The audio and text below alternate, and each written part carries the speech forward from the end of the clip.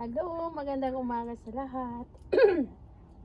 So, ito na naman yung aking Queen of the Night. So, pangalawang beses nang mamulaklak itong taon na ito. First nung May, tapos ngayong July. So, nag-open na yung mga bulaklak. Ito ang bilis mag-close. So, kahapon lang ito o kagabi lang yata ito dahil mainit kaya madaling mag-close na yung kanyang mga bulaklak. Pero kapag malamig ang panahon, tumatagal ng 3 araw yung bulaklak niya.